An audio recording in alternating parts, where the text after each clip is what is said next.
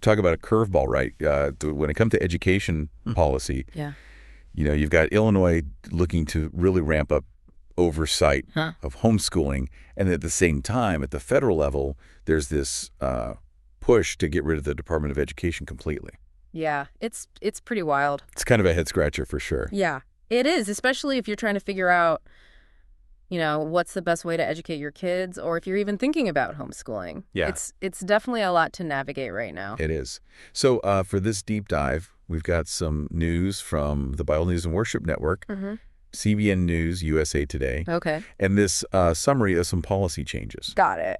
And we really want to break down Yeah. this Illinois Homeschool Act. It's HB 2827. Right. And then also this executive order Uh-huh. that wants to dismantle the Department of Education. Okay. We want to try to make sense of what it all means for you. What's the potential impact? Yeah. And then we'll talk about, the arguments around parental rights and who controls education and all that kind of stuff. Right. Yeah. So without getting too bogged down in all the legal mumbo-jumbo, let's just jump right into this HB 2827. Okay. So what's Illinois trying to do here? So basically, they're trying to put in place more oversight of homeschooling in Illinois. Right. Traditionally, they haven't really regulated home education too much. But this bill wants to create a system that's a lot more structured. Okay, so if this thing passes, what are we actually talking about for families who are homeschooling in Illinois? Okay, so the big thing is that parents or guardians would have to fill out this homeschool declaration form, and they'd have to submit it to their local public school district, Okay. basically registering their homeschooled child with the district. So you just got to let them know. Yeah, and here's the thing. If you don't submit that form, your kid could be considered truant. Really? Yeah, which, could lead to some problems. Truant for not doing paperwork. Yeah. Well, yeah, for not registering, basically. Oh, okay. And then there's also a requirement that the homeschooling parent or guardian has at least a high school diploma. And regional education offices or even the local school district, they could ask to see a portfolio of the child's work. So showing what they've been up to. Yeah, things like writing samples, workbooks, worksheets, just proof that they're actually being educated. So it's not just about telling them you're doing it. Right. You got to show them. You got to actually prove it. Yeah, exactly. And if you don't meet these requirements, there could be some serious consequences. Like what? They're saying it could be a Class C misdemeanor, which could even mean jail time up to 30 days. 30 days in jail. Potentially, yeah. It's pretty serious. That's wild for homeschooling. It is. A lot of folks are not happy about it. Yeah, I bet. There's more, too. One of the things we read said that homeschooled kids would need to show proof of immunizations and health exams if they want to do any activities at public schools. Oh, wow. And they also want to collect data on homeschooling families, like what grades the kids are and their genders, that kind of stuff. So they're really trying to track everything? It seems that way, yeah. Okay, so what are people saying in favor of this bill? Why do they think they need more control? The people who support HB 2827, they say it's all about making sure every kid in Illinois is getting a good education. Okay. And that no kids are falling through the cracks. Right. They talk about this case of a 9-year-old named LJ. Who apparently experienced some really terrible neglect and hardly got any education at all while he was being homeschooled. Oh, wow. And they're using this case as an example of why the state needs to step in sometimes to make sure kids are safe and they're actually learning. Right. So they're saying they need to protect kids from situations like that. Exactly. Oh, okay. But like we said, homeschooling families are not on board with this at all. Not at all. It's been huge opposition. Yeah. What are they most worried about? The biggest thing is that they're afraid they're going to lose the freedom to choose how their kids are educated. Okay. They see this as the government trying to interfere in their homes and their lives. Right. They feel like it's their right as parents to decide how their kids are raised and what they learn. Right. And they think these rules are just way too much control. So it's about the parents' rights to make those choices for their kids. Exactly. And they're also worried that all these new regulations could actually hurt homeschooling families who are doing just fine. How so? Well, homeschooling is often really successful because it's flexible. Right. And it can be tailored to each individual child. Uh-huh. But if you start adding a bunch of rules and paperwork, it could make it harder for families to do that. Yeah, it could kind of force everybody into the same box. Exactly. And some people are also saying that it's not the government's job to decide what a good education is. They say that parents often have different values and beliefs. Yeah. And they should be able to choose what their kids learn based on those values. So it's like a fundamental disagreement over like what the goal of education is. Yeah, and who gets to decide, Right. And this opposition, it's not just a few people complaining. Uh-huh. We saw that over 42,000 people signed witness slips against the bill. Wow. And there have been protests at the Illinois State Capitol with hundreds, even thousands of homeschooling parents showing up. So they're really making their voices heard. Definitely, they're not backing down. So where does the bill stand right now in the legislature? As of right now, it's passed out of the Education Policy Committee, Mm-hmm. and it's headed to the State House, which is controlled by Democrats. Okay. If it passes there, it'll go to the full House, then the Senate, which is also Democrat-controlled. And then finally, if it gets through all that, it goes to the governor. Okay. So it's still got a long way to go. Yeah, it'll be interesting to see what happens. All right. So that's what's going on in Illinois. Right. Now let's switch gears and talk about this executive order to get rid of the Department of Education.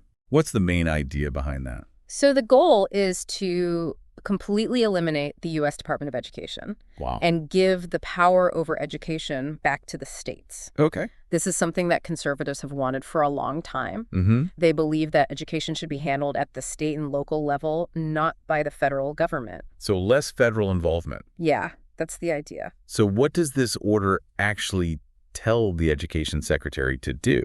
It says that they need to take all the necessary steps to shut down the Department of Education. Just like that. Well, not exactly. Yeah. It also says that they need to make sure that all the services and programs and benefits that people rely on keep running without interruption. So they're not just going to flip a switch and shut everything down. Right. It's going to be a process. Okay. Plus, to actually abolish a federal agency that big, it takes an act of Congress. Mm-hmm. So this order is basically saying, this is what we want to do, start getting ready for it. So it's the first step in a long process. Right. So what happens to all the stuff that the Department of Education is responsible for right now?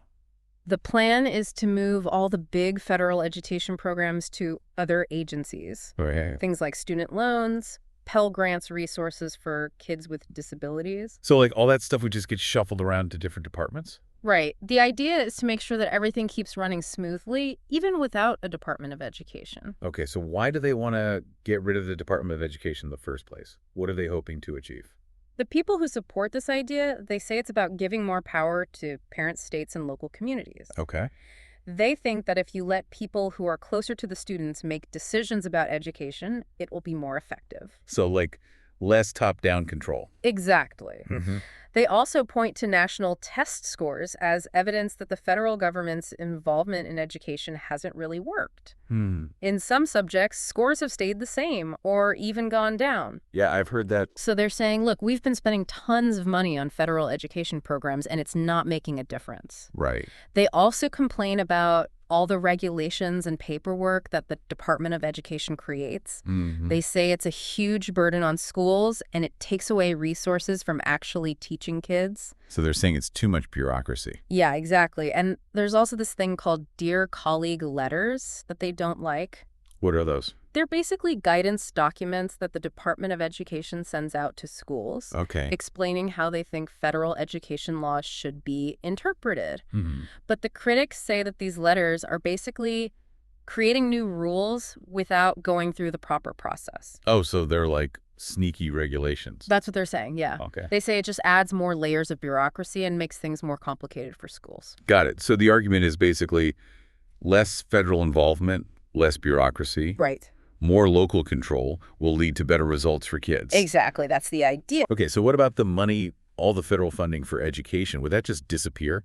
Not right away. The order says that funding for important programs like IDEA title funding and student loans will stay the same for now. Okay. But there's a catch. Any program that keeps getting that federal money can't use it to promote things like diversity, equity, and inclusion or gender ideology. Wow, so that's a pretty big condition attached to the funding. Yeah, it's definitely a statement. And we saw that there were a bunch of Republican governors at the signing ceremony for this order. Right. What does that tell us? It shows that a lot of state-level policymakers, especially Republicans, are really on board with this idea of giving states more control over education. They like the sound of it. Yeah, they're definitely supportive. We also read about the Department of Education getting smaller, like they've been losing staff. Yeah, that's right. Even before this executive order, they've been reducing the workforce through things like attrition and buyouts. It's all part of this bigger push to shrink the department and reduce the federal role in education. So it's all connected. Yeah.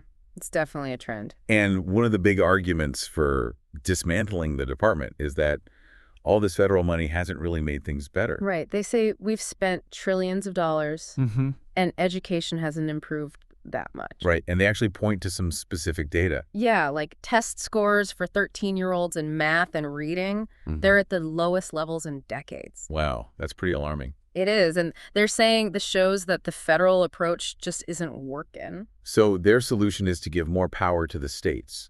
Right. They think states can do a better job. And they talk about places like Iowa and Indiana as examples. Yeah, those states tend to have pretty good educational outcomes. And the people who support this order think that giving states full control will lead to more innovation and better results for students. So it's all about finding a better way. Yeah, they're trying to figure out what works best. Okay, so this is where things get really interesting. Yeah. You got Illinois wanting more control over homeschooling. And at the same time, the federal government might be backing away from education altogether. It's a tricky situation. It's kind of like they're going in opposite directions. Yeah, it is. And it raises some questions about how these two things are going to work together. Right. Like if the Department of Education gets dismantled, will that affect how Illinois can enforce these new homeschooling rules? Yeah, that's a good question. Could it change how much money they have to work with or even the legal framework they have to operate under? It's definitely possible. The Department of Education provides a lot of resources and guidance to states. Right. They help with things like data collection and interpreting federal education laws.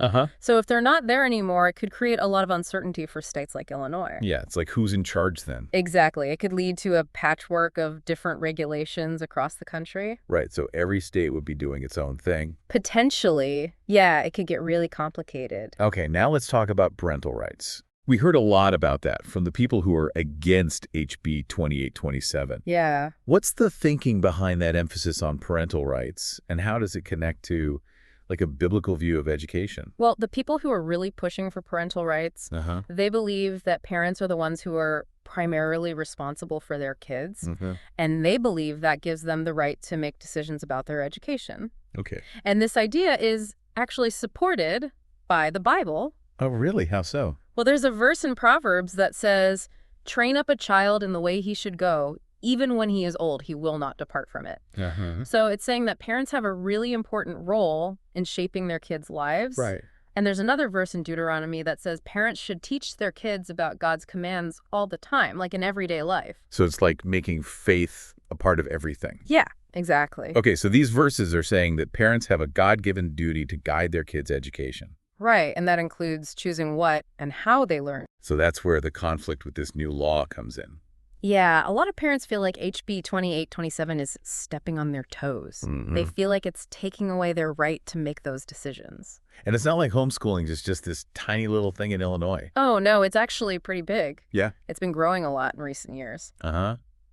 Thousands of families are choosing to homeschool their kids instead of sending them to public schools. So it's a significant trend. It is, and it shows that parents are really looking for alternatives. Right. They want more control over their kids' education.